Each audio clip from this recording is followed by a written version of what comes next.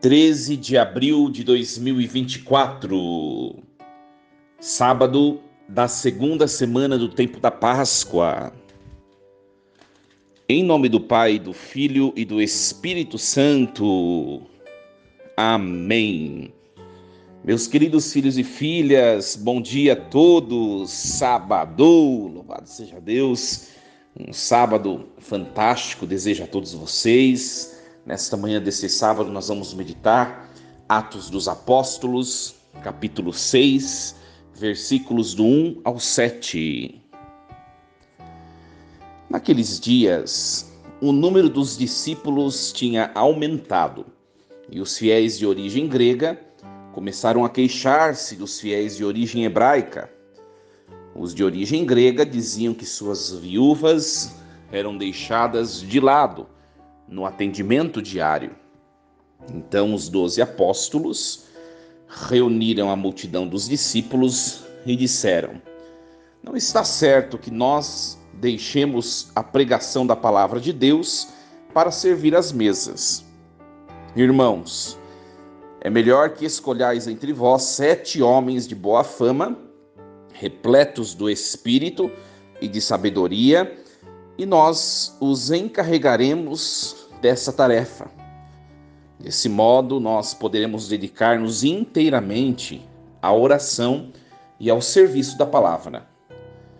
A proposta agradou toda a multidão, então escolheram Estevão, homem cheio de fé e do Espírito Santo, e também Felipe, Prócoro, Nicanor, Timon, Pármenas, Nicolau de Antioquia, um pagão que seguia a religião dos judeus. Eles foram apresentados aos apóstolos, que oraram e impuseram as mãos sobre eles. Entretanto, a palavra do Senhor se espalhava, o número dos discípulos crescia muito em Jerusalém, e grande multidão de sacerdotes judeus aceitava a fé. Palavra do Senhor. Graças a Deus. Meus queridos, esse texto tão conhecido, bastante conhecido por nós, aqui os apóstolos, imbuídos pelo Espírito Santo, vamos dizer assim, que instituem, em nome de Jesus, o ministério da ordem no grau do diaconado, Primeira coisa que para a gente levar para a vida da gente, nessa leitura, é que a gente tem certos ofícios na vida da gente e a gente tem que exercer aquilo que nos cabe. Tá? A primeira lição dessa palavra é essa. Os apóstolos, eles foram escolhidos por Jesus, eles se tornaram discípulos. A palavra discípulos no latim significa aluno, aprendiz.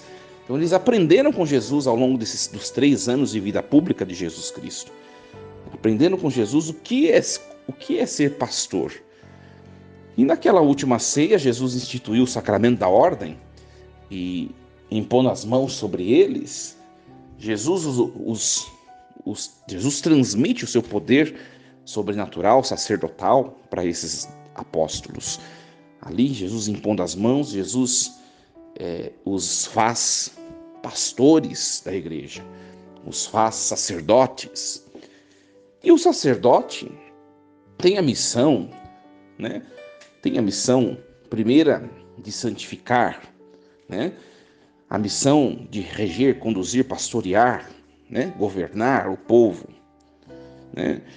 e tem a missão de anunciar a palavra, de profetizar, de anunciar a palavra, de pregar. Acontece que no seio da comunidade primitiva, os apóstolos estavam tendo, além de ter uma vida de oração, santificar o povo pela Eucaristia, além de pregar e além de reger o povo, de organizar a comunidade, eles estavam tendo que cuidar das questões mais práticas, mais, vamos dizer assim, sociais, Não que eles não pudessem fazer isso, eles até estavam fazendo. Só que fazendo isso, eles estavam deixando de fazer o que é próprio do ministério deles. E vendo essa necessidade, né, esse problema, vamos dizer assim, essa problemática, é que eles instituem o sacramento, né, no sacramento da ordem, instituído por Jesus, eles ali começam o grau do diaconado, escolhendo 7 homens. Olha, não dá para a gente ficar cuidando das mesas. A gente já tem que rezar a missa, a gente já tem que organizar a comunidade, a gente já tem que pregar a palavra. Não dá para a gente ficar organizando mesa e cuidando dos pobres. Então eles escolhem esses 7 homens para que façam essa função e para que eles não deixem de fazer o que cabe a eles. Um grande ensinamento para nós, minha gente. Às vezes, a gente fica muito preocupado no que é dos outros fazerem, que a gente acaba não fazendo o que cabe a gente mesmo, né? Então, uma pergunta para mim e para você hoje. Você, nos seus ofícios, que está me escutando nessa manhã desse sábado, você tem função, você tem um ofício, você tem uma missão recebida por Deus. Seja na sua casa, seja no seu trabalho, né? Por exemplo, quem é pai, quem é mãe, tem a missão de pai e mãe, né? Quem é filho, todo mundo é filho de alguém, né? Se tiver o pai e a mãe vivo, tem a missão de filho, né? Quem é funcionário tem a missão no seu trabalho. Quem é patrão tem a missão, o ofício de patrão, né? Quem exerce algum ministério da igreja tem essa missão a fazer. Hoje é dia da gente olhar tudo que a gente faz, e a gente perceber se a gente não pode dar um passo a mais, se a gente não pode dar o nosso melhor, ser um pouco melhor, né? Fazer um pouco melhor, né? Porque às vezes a gente fica olhando muitos outros, como eu acabei de dizer, e a gente esquece que a gente deixa de desejar no que a gente precisa fazer, né? Vou dar um exemplo para vocês, né? Eu sou padre, né? Minha vida sacerdotal tem algumas incumbências, e não é qualquer coisa assim, né? Tudo é determinado pela igreja. Código de Direito Canônico, qual a função de pároco? Função de um pároco, tal. Eu preciso ter a hombridade de olhar e ver se eu estou fazendo tudo o que eu preciso, né? Uma vez eu disse uma pessoa, né, que o povo gosta de estar perto do padre, né? E eu tenho, além das funções da minha paróquia, né, eu tenho as funções da diocese, tenho compromissos da diocese, então acaba também ocupando um pouco da minha agenda, do meu tempo, né? E eu disse para a pessoa uma vez, né, que veio me questionar, né, nossa, mas você tá muito com as coisas da diocese, não sei o que. Falou, olha, primeiro a gente faz o que por obediência, o que o bispo pede, não tem jeito, né? Mas aí eu disse para a pessoa, olha, você pode avaliar a estrutura da minha paróquia e você vai ver que todas as exigências do direito canônico que um pároco deve fazer, tudo isso está sendo cumprido. Então você está reclamando de barriga cheia. Mas será que a gente tem condições de dizer isso em tudo o que cabe a gente fazer? Ou será que a gente deixa a desejar em alguma coisa? Eu dei um exemplo da minha vida, que é o meu ministério, mas eu não sou só sacerdote, né? Eu sou filho, né? Eu sou cristão, né? Muito antes de ser sacerdote, eu sou cristão, sou batizado, né? Eu tenho exercido isso de maneira primorosa, né? Então não adianta, minha gente, levar uma vida moral, uma vida de reta conduta, uma vida moralmente perfeita, se nas coisas práticas da vida a gente não faz como deve fazer. Essa que é a questão, né? E depois nós vamos ver que os apóstolos, eles foram cheios de humildade em querer dividir as suas tarefas e entregar uma parte delas, daquilo que eles estavam fazendo, para esses 7 homens, tá? Olha, a gente não consegue fazer tudo, minha gente. Tem gente que é muito centralizador. Tem gente que é muito centralizador. Olha, se você se torna centralizador, no sentido de você não permitir que ninguém faça nada, né? Primeiro, você vai se sobrecarregar. Segundo, você vai ter uma vamos dizer assim, um descompensar emocional, que você não vai dar conta de fazer tudo. E você vai começar a fazer as coisas, alguma coisa que você faz, você vai fazer mal feito, né? Alguma coisa que você faz, você vai fazer mal feito. Então divide, né? Delega as coisas, peça para os outros. Eu sou uma pessoa muito perfeccionista, né? Graças a Deus, em relação a isso, já dei bastante passos, que é uma questão até mesmo humana, psicológica, né? Mas para quem é perfeccionista, por exemplo, é um sacrifício deixar os outros fazer as coisas, porque você sabe que os outros não vão fazer bem feito igual você. Só que não tem jeito, a gente tem que selecionar, olha, isso eu vou deixar para o próximo fazer, e isso eu mesmo vou fazer, porque isso é elementar, isso é essencial, que seja bem feito.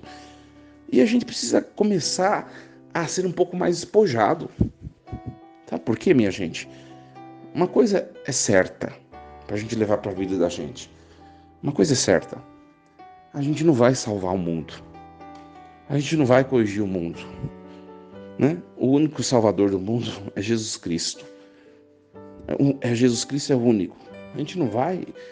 O que cabe a gente fazer é um trabalho de formiguinha, né? Eu sempre digo assim, né? Outro dia eu estava pensando, eu olho para o mundo de hoje, o mundo em que a gente está vivendo hoje, e eu penso assim, nossa, a gente faz tanta coisa na igreja, mas perto dessa desordem em que se encontra o mundo, parece que o que a gente faz é tão pequeno, é tão insignificante, parece que a gente está gastando energia à toa, né? E em seguida eu refleti e reafirmei, só que eu tenho que fazer o que me cabe.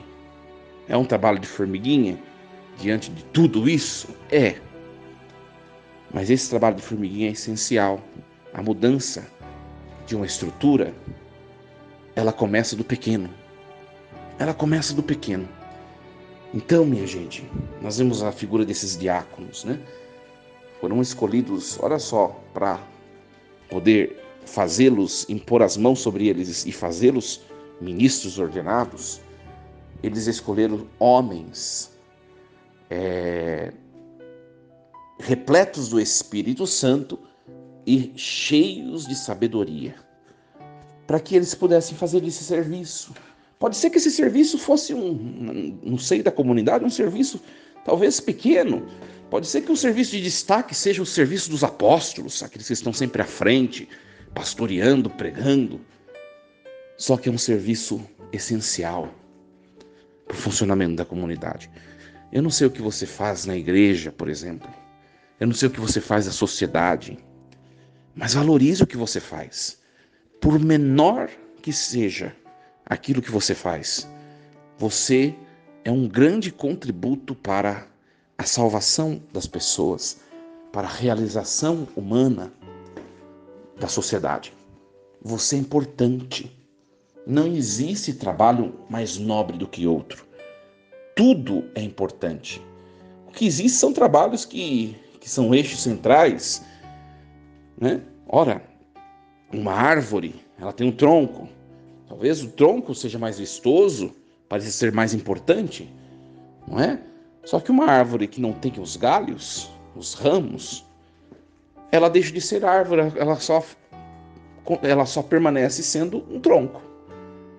Para ela ser árvore, ela precisa dos ramos. Então, uma árvore sem ramos, ela não é árvore. Alguma coisa, sei o que nós fazemos, vai sair perdendo, vai carecer de algo. Você pode ter certeza. O que você é, o que você faz, o que você contribui, é muito importante para o todo. Seja na igreja, seja na sociedade, seja na sua casa, em qualquer lugar. Meus queridos, eu desejo um sábado cheio de Deus a vocês. Força e coragem, um fim de semana fantástico, abençoado. E na reflexão diária, a gente se encontra na segunda-feira novamente, em nome de Jesus. E amanhã é domingo, amanhã será postada a homilia da missa. Algumas pessoas me perguntaram, minha gente, padre, o senhor posta a homilia da missa na página, nas redes sociais? E onde que passa ao vivo?